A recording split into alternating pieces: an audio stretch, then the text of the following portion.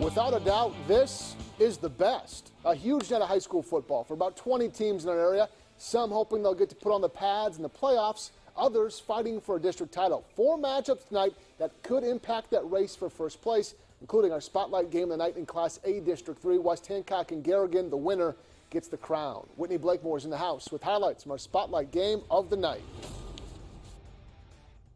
AJ, this week we expanded our spotlight game of the night voting to 4 area matchups, and our viewers stepped up their game as well. A total of 3,043 votes were cast, with each matchup receiving at least 400.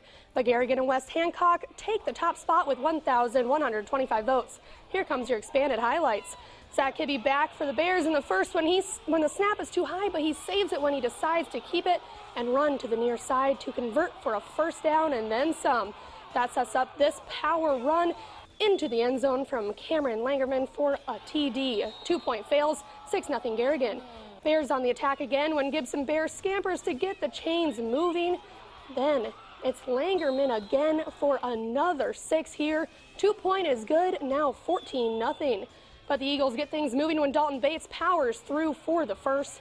He drives his team inside the 20. Then Connor Sonius finds Dylan Eccles in the end zone, 14-8 now. But Garrigan quickly responds with another Langerman touchdown, his third of the night. Garrigan continues to hold West Hancock to win the district title, 26-8.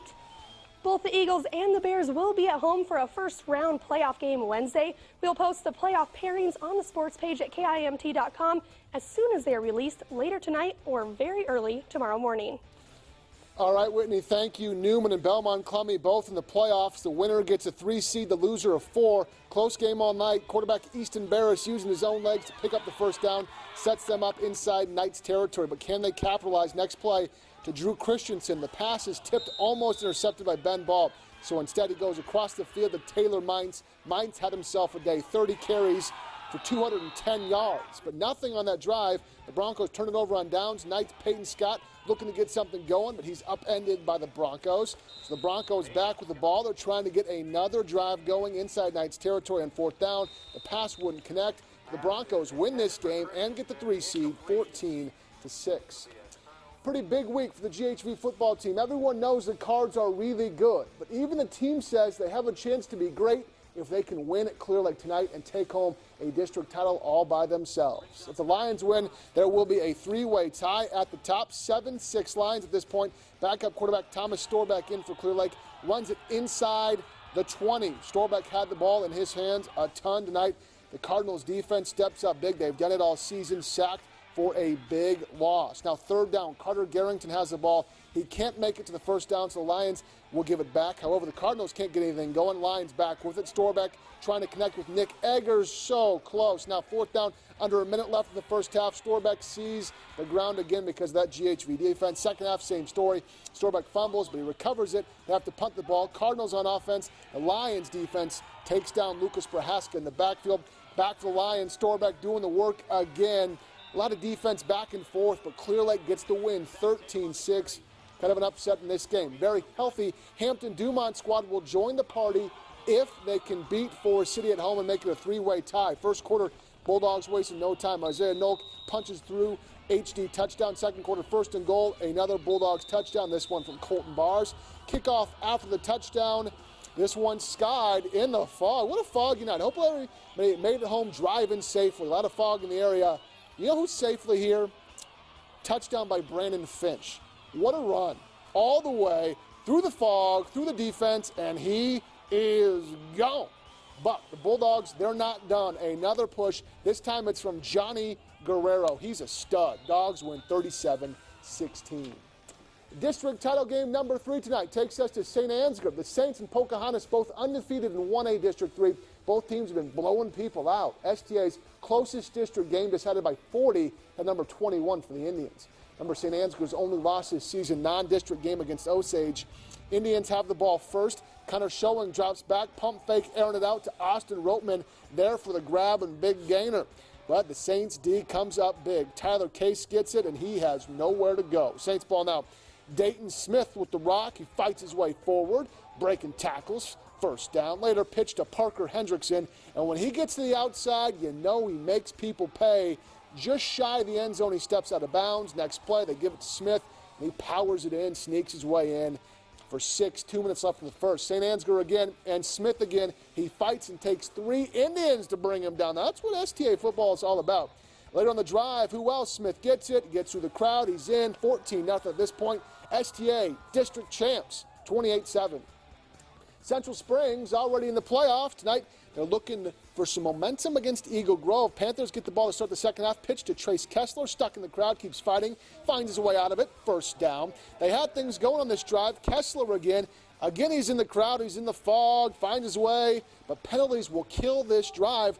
The Panthers D kind of bails him out of all those penalties. Zeke Hodak sheds the blocker, takes Brandon Sturr down for no gain. Later, Jeremy Weber keeps it himself. Hodak again gets himself from Alex Hackett for the big sack.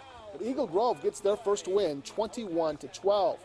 West Forks won 2 of their last 3, looking to close out their year with some momentum against AGWSR. Cougars ball, direct snap to Mason Eilderts. First down, quick pitch to Eilderts, and he's not touched.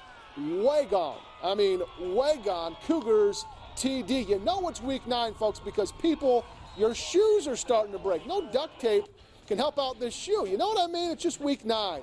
Warhawks ball, Tyson Pillard will be caught in the backfield. AGWSR wins 41-6. This is my 8th year of covering high school sports for KIMT, and I can't remember a week 9 schedule with so much drama. Here we go, district championship game number 4 tonight. Tough test for North Iowa, but I bet the Bison feel like they have a shot. They'll share the district title. They can beat Janesville tonight. The Cats unbeaten, ranked number 6 in a player. The Bison lose tonight's game, they will be locked into a 3 seed. Opening drive for Janesville. QB Noah Dodd fakes the handoff to Kevin Hahn before looking downfield. Josiah Hovengo wide open in the end zone. However, North Iowa answers right back. QB Spencer Armstrong, he is really good. Decides to keep it. He's in 7-6. Janesville's not letting him get away with that. Very next drive takes 5 plays. Dodd downfield to Hovenga. What a connection these two are. Wildcats seem unstoppable. They've looked really good all season, more so tonight. Dodd fakes a handoff to Hahn, finds Brady Smith, TD. But when you think the Wildcats are taking over, North Iowa proves you're wrong. Armstrong all the way back, 90-yard kickoff TD. Big play for the Bison, big win for Janesville. 70-28 is the final. NK going into tonight's game at Rockford knowing they will finish somewhere in the top 3 of 8-player District 3. Keep an eye on number 64 in white. Hunter Juleson breaks up a double team, picks up the sack. Vikes force a 3 and out. Keanu Batten works through traffic. First down, NK sets up this. Batten one more time from 4 yards out. The Vikings on the board first. Their defense just dominant in this game. This time, August Branstad makes the play in the backfield. Rockford forced a punt. It'll be fielded by Jalen Davis. He's listed at 5'2" and 100 pounds. But he has wheels upon wheels upon wheels down to the 1, and Batten pushes it in. NK 58-0.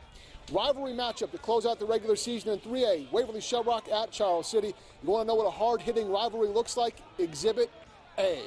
Boom. There we go. Comets backed up into their own end. No big deal. Here comes big number 47, Alex Kohler. Good luck trying to stop him. 25-yard run, CC in business.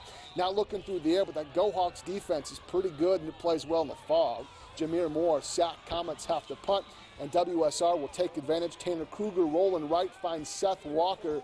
That's only the first half of the play. Here goes Seth, rumbling, breaking tackles, ankle tackles, down inside the 10, and later in the drive, handoff to the old Stuckelberger. Riley Stuckelberg scores. Waverly Shellrock wins 35-zip.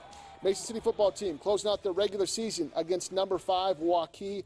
Warriors come out of the gates, running first play from scrimmage. Daniel Ray all the way to the house. Mason City trying to respond. 10-yard pass to Trey Wiegman for the first down. Mason City's played well late in the year, building blocks for next season, but the Waukee defense after that really makes him pay. Getting a big sack on the very next play, and then the ensuing drive, adding more momentum. Ben Firkin, the quarterback, keeps it himself, and he is going 60 yards for a score. Waukee goes on to win this one, 40-16. Couple other scores from Week 9 in the Iowa Gridiron. Emmetsburg beats Lake Mills 42-14, and Esterville Lincoln Central beats North Union 48-8. All scores posted on the sports page at KIMT.com after the show. Of course, no Minnesota highlights tonight. That's because we're gearing up for Section Final Saturday. Here's a look at some of the notable games, including that 9-man clash Part 2 between Grand Meadow and Spring Grove. That should be a dandy of a football game. We talk all the time about how one play can win or lose you a game. Well, in Week 9, one play can win or lose you a game. It also can send you to the playoffs or send you home for the season. Let's bring back Whitney Blakemore for our first look at this week's Spotlight Play of the Night nominees. For the first time this year, there is no possibility of having the same player win twice in a row. Riceville's Logan Mayer ran away with the voting last Friday, but the Cats finished their regular season with a 5-4 record last week. Here's your first look at our Week 9 Spotlight Play of the Night nominees. Play 1 comes from Northwood Kensett. Senior Jalen Davis is back to receive, and he takes it almost all the way, 1 yard short, but he sets up a TD. They win 58-0. Play 2 is from the powerhouse Cameron Langerman from Garrigan when he plows through the line for a TD. He had 3 on the night in their 28-6 win. Final play from BK when Taylor Mines makes a leaping catch from Easton Barris for a first. The Mines did work on the ground too. He had over 210 yards total offense. BK takes the W. And we might as well say it one more time. The poll will be posted on the sports page at KIMT.com in about 15 minutes.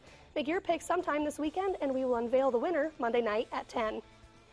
Thank you, Whitney. Let's talk real quick about the playoffs. Seedings released tonight somewhere about 2 in the morning or so. We'll post it on KIMT.com. Let's say some thank you to our Sports Overtime team at KIMT. Whitney was great in her first year. So was Brian Tabak. Also need to say thank you to Jaron, Megan, Emily, Dee Dee, Hannah, and Levi. Same thing for our great production crew led by Squish. But most of all, thanks to our viewers for making KIMT Sports Overtime your official kickoff to the weekend. It sure was an awesome season.